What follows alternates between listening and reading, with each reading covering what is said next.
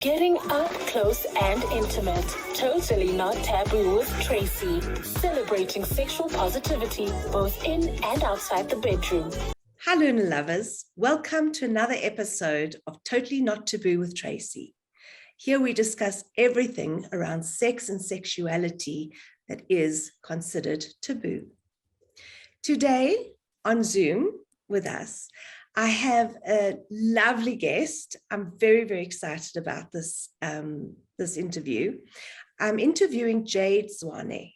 She previously was an erotic journalist, erotic writer.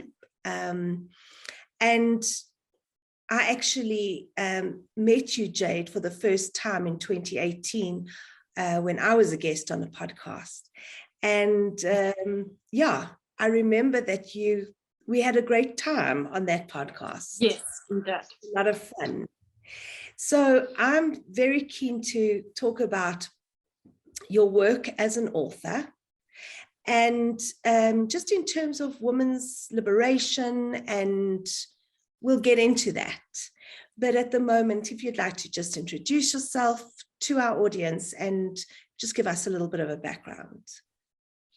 Well, my name is Jade. I wrote an erotic novel in 2011, I think it was, that I self-published and then went on to have a publisher take on.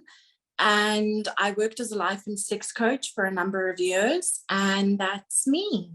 Okay. You mentioned something about doing a course. Yes. After I wrote the book, I had a lot of questions from women about how to perform certain acts. And because I wasn't qualified, I decided to take a course up at One Taste in San Francisco, where I did life and sex coaching.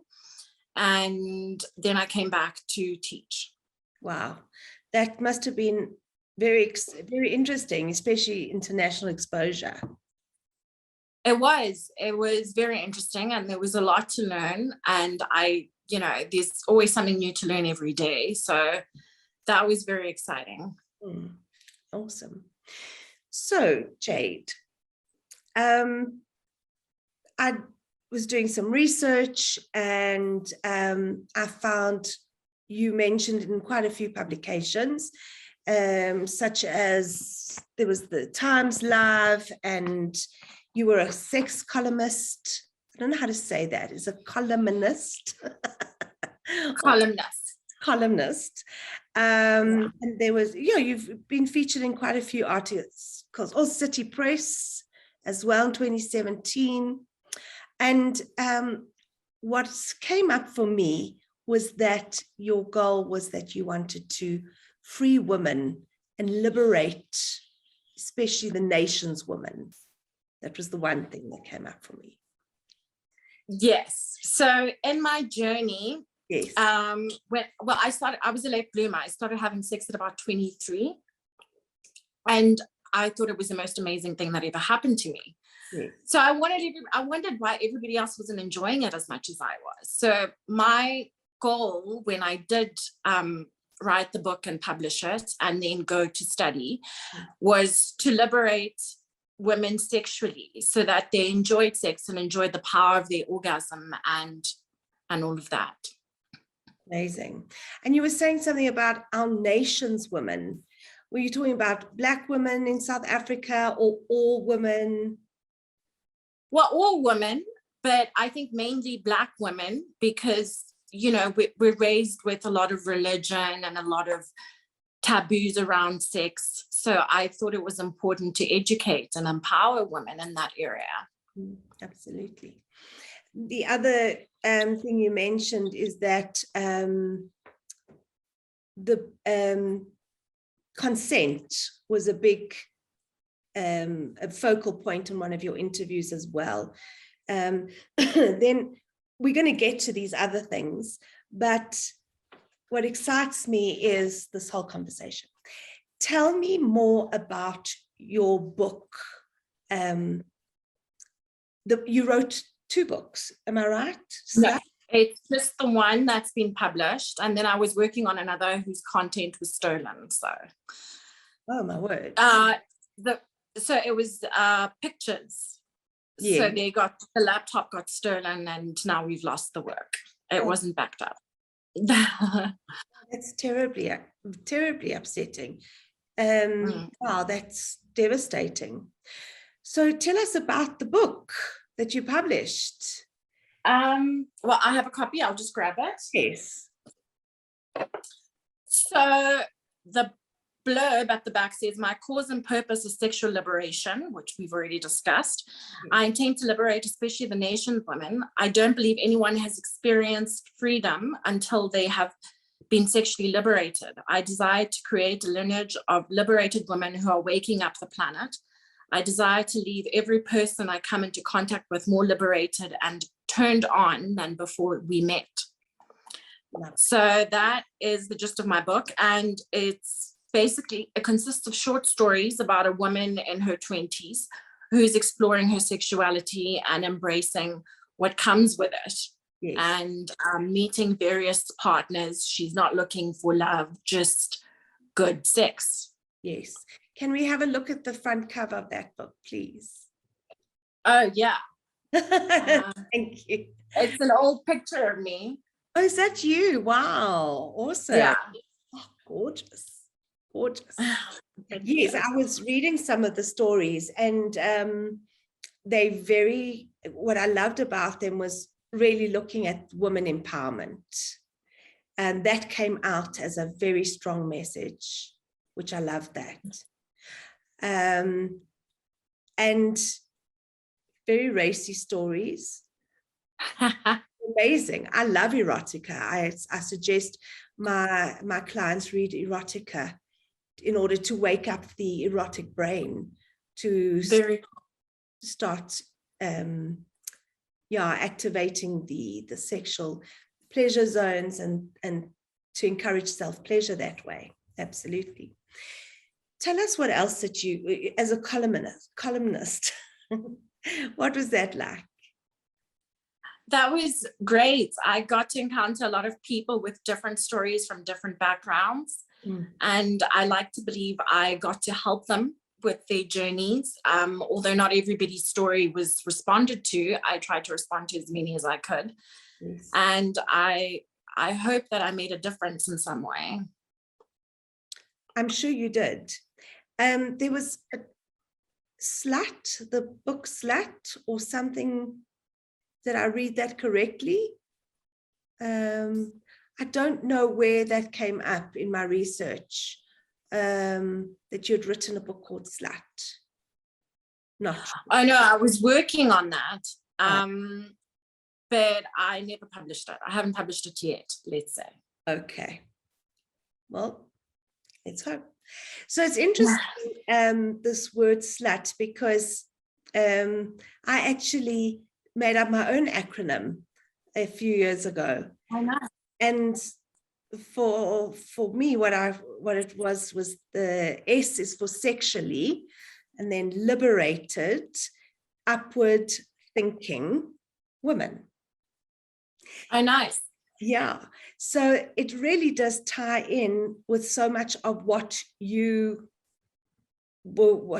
talk about, what you did talk about, in terms of your need to empower women and talking about one-night stands.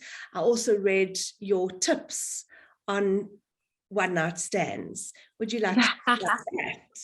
Because this ties into my understanding of a slut, sexually liberated, upward thinking woman. Okay, so my definition of a slut would be a woman who embraces her sexuality and isn't afraid to explore sexually. Yeah. So empowered women have been known to partake in one-night stands, and I think there's no shame in it. And just as long as you're safe and protected and you give consent and the other person gives consent, it's perfectly acceptable and it's fine. So some of the tips that I gave, I think, were don't use endearments like baby, because they're not your baby. You know, you don't have that comfort to call them that because you're not that closely linked it's a once-off encounter, and chances are you'll never see them again.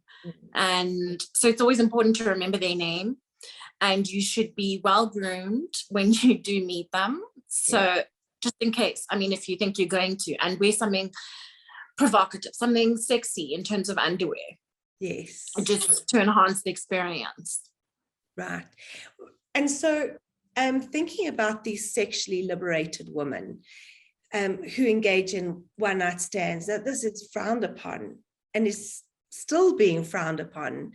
The absolute stereotypical conversation that men can do it, and yet women still can't. That it's okay for men to be men whores, and it's not okay for women. But who are these men doing it with?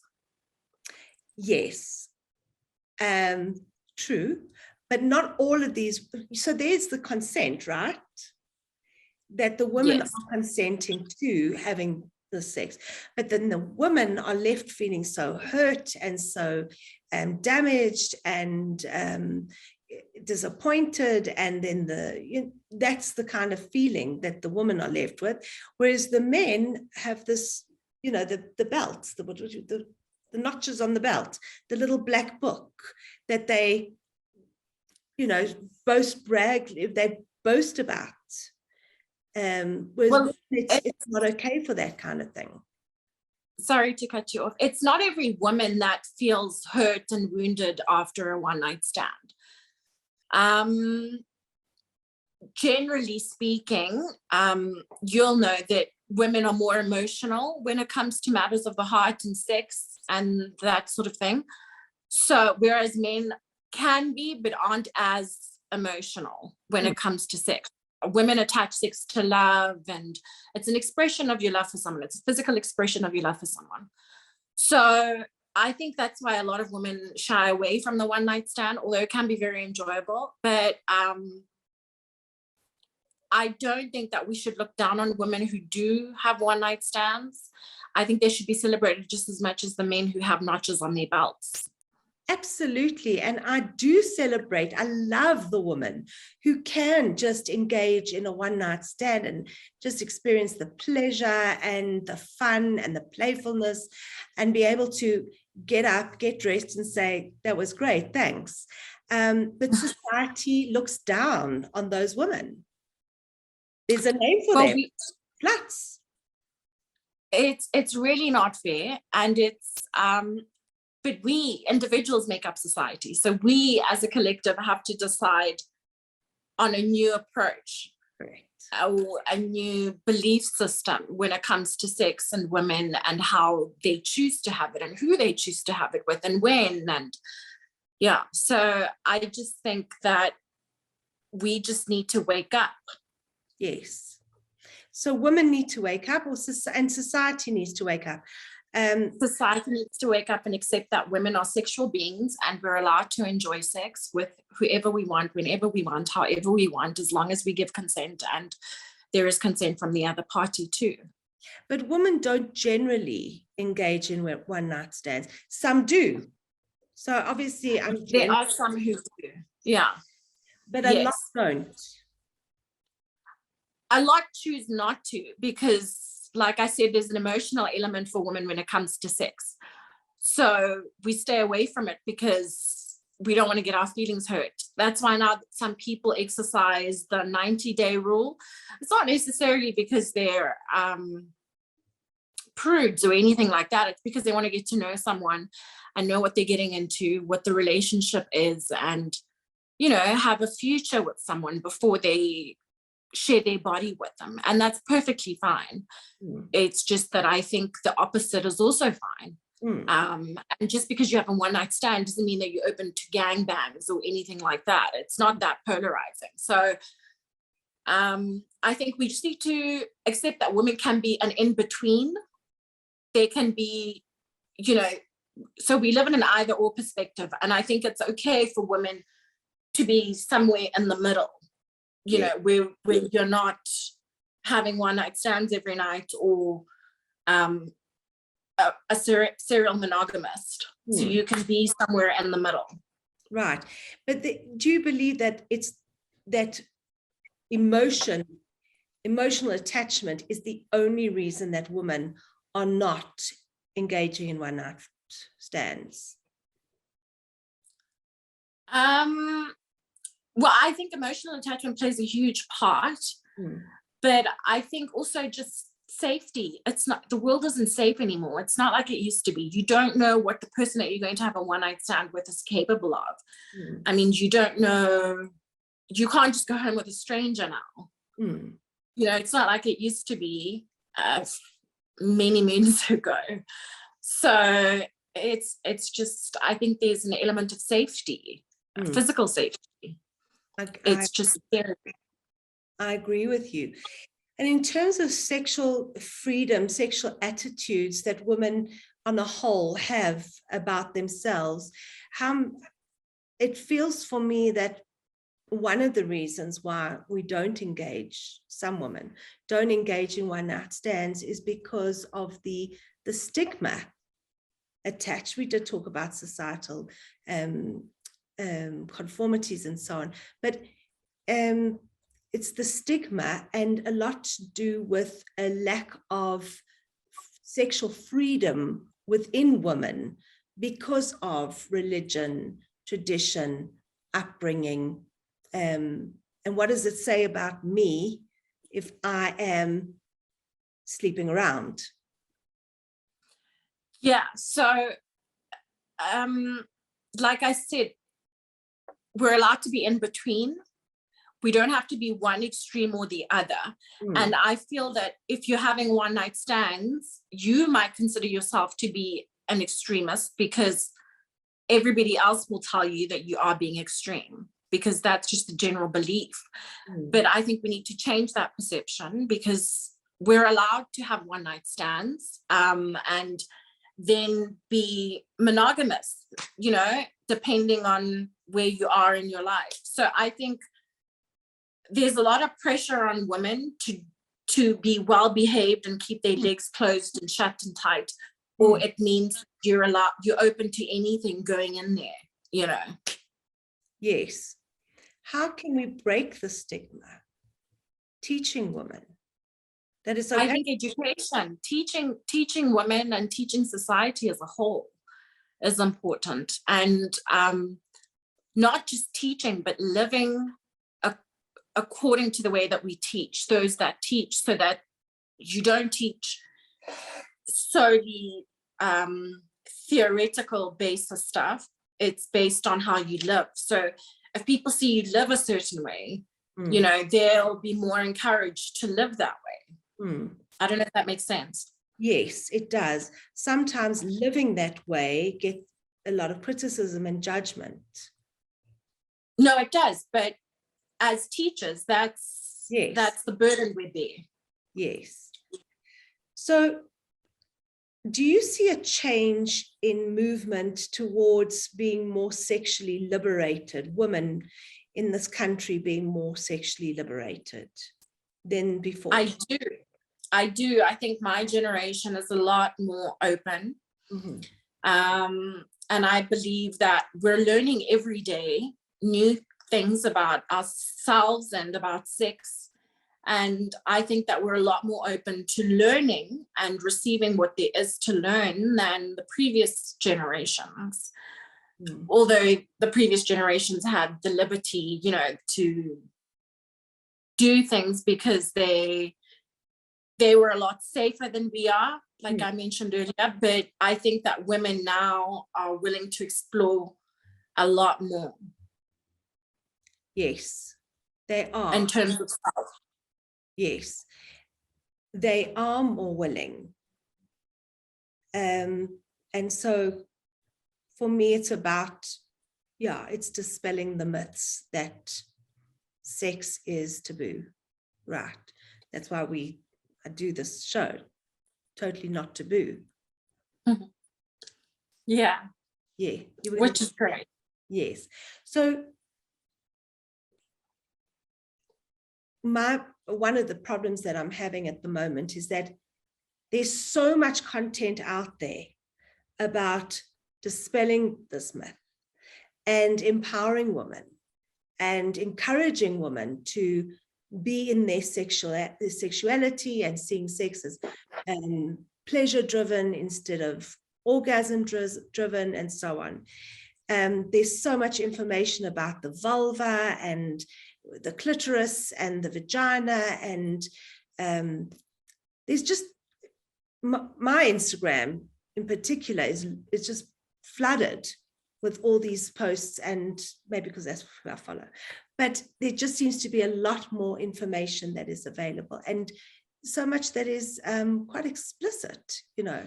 And yet I still find that women are, we're kind of like back at the same place as we always were before this, that I still get clients saying, I can't speak to my parents about sex. My mother still judges me about sex. I can't have a boyfriend. I can't, I've never had an orgasm. There seems to be still the stigma around sex. There is, I think, as people who learn, and because we're exposed to so much information, we need to be discerning as to what we take in. So I think that's going to be like on a person to person level. And I think that if somebody tells you something, research it, look it up. Don't just rely on one source. See if various sources agree on the same thing. But also remember that the sexual arena is only being researched in the past number of years, and so there's new information coming up every day, and things change every day. And what we believed maybe 20 years ago isn't necessarily the case, because extensive research has been done to prove otherwise. So I think we just have to be careful what sources we rely on. There are credible sources, and we just have to be discerning as to what we believe and what we don't. Yes. And there is still a reluctance to go against the stream, to swim upstream and rely on our own sense of trust and self, to know what we want and what's good for us, and not based on what religions told us, or our families, or our culture has told us. And it's takes a lot of guts to swim upstream, go against the tide. I think that's because of a lack of exposure to information. If you don't know, you're not empowered to make the appropriate decisions for yourself. So that's another extreme, where people will not take in any information, or if they do, they're scared of it, or they don't trust it, which is why it's important to rely on credible sources. Absolutely. So just going back to your book for a few minutes, aDICKted. How did you get the stories? How did you get the inspiration? Was it based on your fantasies, other people's fantasies? Most of them are based on my own personal fantasies. Some of them were experiences I had, but not always in the same context. Right. And then, so a lot of them were my fantasies, which I've some lived out. So that's how the book came about. And a friend of mine, sorry about that. Okay. A friend of mine, I read the book that I'd written, or the diary rather, that I'd written to a couple of my friends, and everybody wanted a copy at dinner. And then one of them joked and said, "Why don't you publish it?" And then I decided to go ahead and actually publish it. Yeah, it's really a very, very erotic read. It's amazing. And did you have fun writing it? I did. I had a lot of fun writing it until it was decided to make it into a book. Really? It was fun to write it until it was decided to make it into a book. Yeah. And then I did. Pardon? And then what happened? Oh, then I just felt a lot of pressure, you know, to make it into something worth publishing. And then I published it anyway. And then there were deadlines, and I didn't like that. So, yeah. But I'm glad it's done and that it helped a few people. And feedback that you got from the book. I mean, you said that it helped a few people. Any negative feedback? There were a few. There was one blog that wasn't very impressed by the book, and then I haven't had much negative feedback. I think everybody was just excited for an erotic novel to come out finally, and for someone to be brave enough to publish it under their own name. And yeah. And in terms of being brave to publish it under your own name, did you get any slack from your family or things like that? My family was very supportive. I did, however, get a Facebook message when I was on Facebook many moons ago from someone that I went to primary school with, who said that it was wrong to have multiple partners, sexual partners. So I told her that she didn't have to read it, and that it was not going to be that way for everybody. She brought out the Bible on me, and, you know, so I told her, well, you know, take the stick out of your eye before you look for it in somebody else's eye. Right. 100%. So nowadays, you're not working in the field of sex information, sex education. What has happened since then? No, right now I work for my mom. She runs a funeral parlor. So from life to death. No, I stopped because I think a big part of me teaching was about me learning myself. Yes. So it was, you know, in teaching, I grew and I learned a lot. Not only did I teach others and empower them, but I was empowering myself and learning myself. So I think that I not necessarily outgrew it, but just shifted focus for a little bit. So do you not believe that the world still needs your voice? No, I do believe it does, which is why I live as I taught. So, and I still give talks every now and again on request. And it's just not me doing my own workshops anymore. So I will give talks when requested, and I do make time for it, but I'm not writing as much as I used to anymore. And like I said, you know, the best that we can do is live as we teach. So that's what I'm doing. And if anybody has any questions, they're welcome to ask and I will answer. I love that philosophy is live how you teach. It's very important to walk the talk. So I suppose that is education in itself. And I just feel that, I suppose, is my loss, you know, it's my projection, because I just see you as such a powerful voice. And so I just, and maybe because it's me, I use podcasts, television, radio, whichever way it is, to educate the masses and to reach as many people as possible, giving the message that sex is not taboo and it's all about pleasure and body positivity, sex positivity, and so on. So I feel a bit of a loss that you're not out there doing this. Well, I am, just not on the big scale that I was before, just not on the same scale, but I still am out here and available.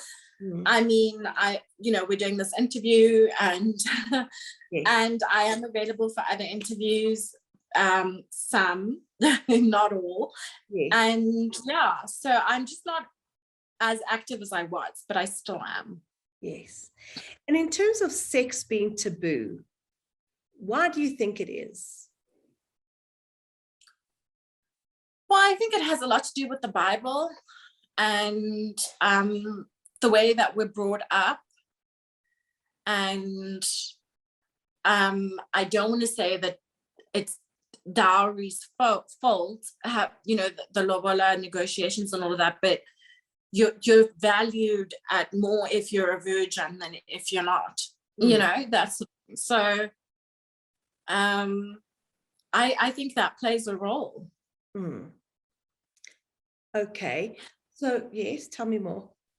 And I think the fact that we have such a high rate of rapes in the country also plays a role. People are afraid, and they've made something so pleasurable into an act of violence, and it's terrible. Yes, it is. Yeah. So in terms of the taboo and the violence, where do you see the connection? How do you see it? What do you mean? What I'm saying is that sex is taboo and has been taboo, and we're trying to change the taboo. And so what I understand from what you're saying is that could be possibly because it's not so spoken about and it's not so out there, that maybe rape is a consequence of that. There's one part of where my mind is going, but maybe you mean something different. There could be other interpretations. Well, I think because of the history of the sexual violence in the country, women shy away from it. And so we teach our children to be careful around sex. Exactly. And I mean, sex and rape are two completely different things. Sex is consensual, while rape isn't. And it's a total violation. And because the act is similar, it's a sexual act, but the one is violent and the other is consensual. I think that, there's a lot to discuss around the topic.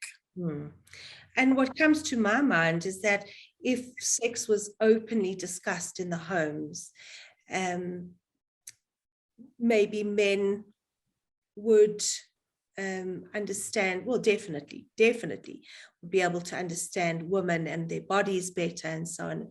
But we all know that rape is a behavior with so many underlying issues and traumas in itself. So the perpetrators themselves, I don't know whether sex at home would have, the conversation around sex at home would have necessarily been the only way to avoid sexually aggressive men. Because a lot of the time it's anger and wounding. Well, I think that goes a long way in assisting the conversation, but the conversation might be bigger than just the sexual element. It could be the wounds that somebody has experienced, or whatever it is, whatever underlying issues there are.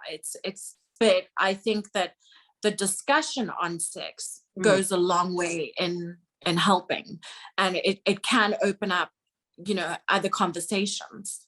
So I think it's important to have these conversations with our children and educate them, and in this way empower them. Yes, to make the best decisions for themselves, but based on credible information and not porn or misinformation. Absolutely. Because if what goes on in my mind is that if you have a family sitting around a table and there's open communication about what sex and intimacy is about, then the message is around respect and love and communication and honesty, transparency, etc. And that in an ideal world would really solve so many problems for men and women, the like, you know. I think it has, well, it goes a long way in helping, provided the person that's discussing these things with you is open-minded. Yes. So, you know, just like it can go ways in helping and educating, it can also feed our children fears that we might have experienced. So fears around sex that we have, we might transfer to our children and therefore misinform. So it's very important to be careful when you do discuss these things and to be factual and not necessarily emotional about them. Absolutely. And I think that's why we've got such a massive problem when it comes to women being fed misinformation as children and having their parents giving their own subjective experiences of sex onto their children. And there's a lot of fear then. Yeah. So sex is taboo is something that we want to do away with. Mm-hmm. And it seems as though the education system in this country is failing. Not everywhere, not always, but if we look at research, it's not doing so well. Our children are still floundering. What could you suggest being the best way to educate children to eradicate this idea that sex is taboo? Well, I think we need to introduce sex education in schools, which I believe has been done from grade 4 upwards. But I know that a lot of teachers were not very happy about this. They felt uncomfortable. So I think we need to make the teachers comfortable. Proper training needs to be provided before you send them out to go and educate. And I think we also need to do it at home. We can't leave the responsibility entirely up to the teachers. Yes. So, I mean, kids are exposed to a lot via the internet. So they know these things, but they don't necessarily know the truth always regarding everything that they take in.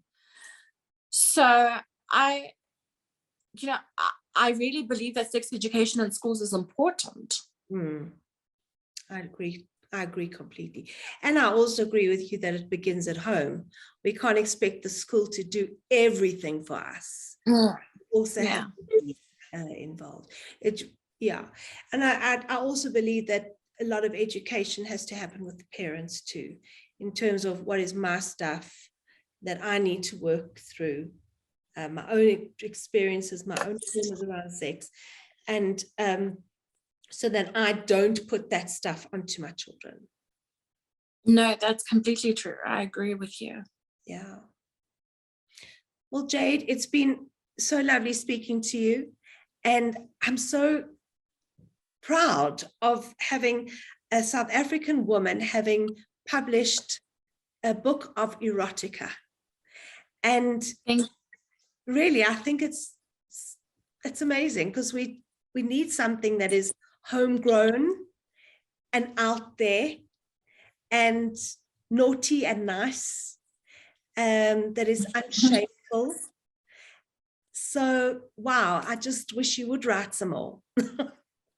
Thank you so much. I will try. Well, if you do write some more, please let us know about it.